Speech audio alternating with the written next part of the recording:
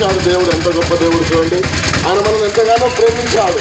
అందుకే దేవుని వాక్యం బైబిల్ చదివిస్తా ఉన్నది. యోహాను సువార్త 3వ అధ్యాయం 16వ వచనం చూస్తే, దేవుడు లోకమును ఎంతో ప్రేమించను కాగా తన అతిథి కుమారునిగా పుట్టిన వారిని విశ్వాసం ప్రతివాడు నశింపక నిత్య జీవం పొందినట్లు దేవుడు ఆయనను అనుగ్రహించను అంటున్నారు. చూడండి, ఎవరైతే అతిథి కుమారునిగా పుట్టిన వారిని విశ్వాసం ఉంచుతారో వారు నశింపక నిత్యము జీవించే రాజ్యములో, అంటే ఆ పరలోకములో మనం నిత్యము జీవిస్తాము.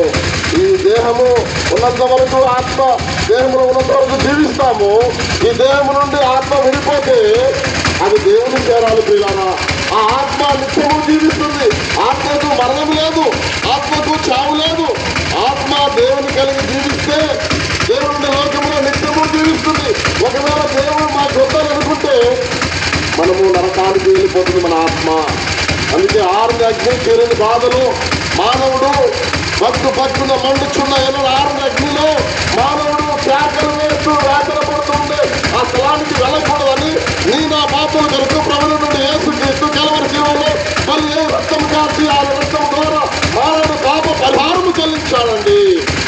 అందుకే మానవుడు ఆ స్థలానికి వెళ్ళకూడదు.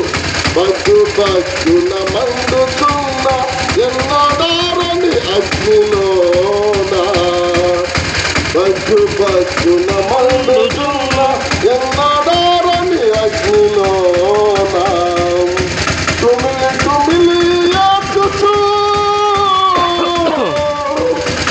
ఓదార్పు కొరకు, తుమిలి తుమిలి యాచుచు ఓదార్పు కొరకు నిన్ను ఓదార్చేవారు లేరు ఇంకెవరు లేరు. నిన్ను ఓదార్చేవారు లేరు ఇంకెవరు లేరు.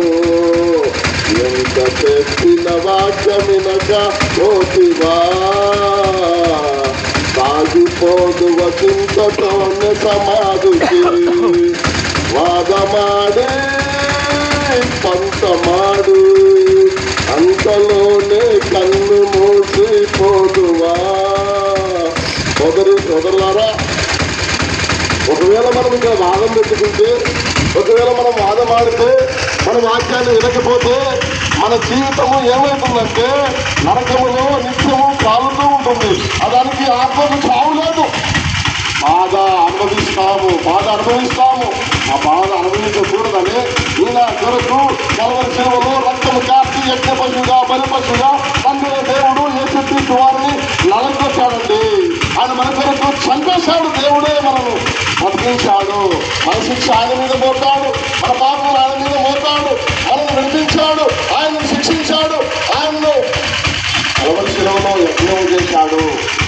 అందుకే ఆయన రక్తం ద్వారా పాపములు కడుక్కోవాలి, నా పాపములు కడుక్కోవాలి, పరిశుద్ధ జీవితం జీవించాలి, పరలోకము చేరాలి.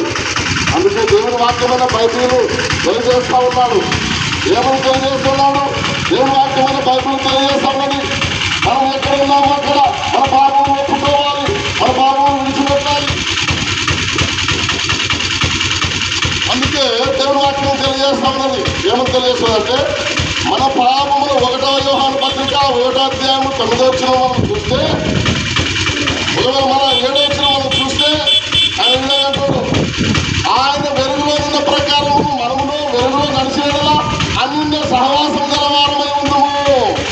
అప్పుడు ఆయన కుమారుడిని యేసు రక్తము ప్రతి పాపము నుండి మనం పవిత్రంగా చేయను. ప్రతి పాపము నుండి ఈ నోటితో చేసిన పాపము, కళ్ళతో చేసిన పాపము, కాళ్ళతో చేసిన పాపము, చేతులతో చేసిన పాపము, ప్రతి పాపము నుండి మనం ఏం చేస్తాడు దేవుడు? పవిత్రపరచబడతాము, నీతి మందులో తెచ్చబడతాము. దేవుడిని లోకము చేరే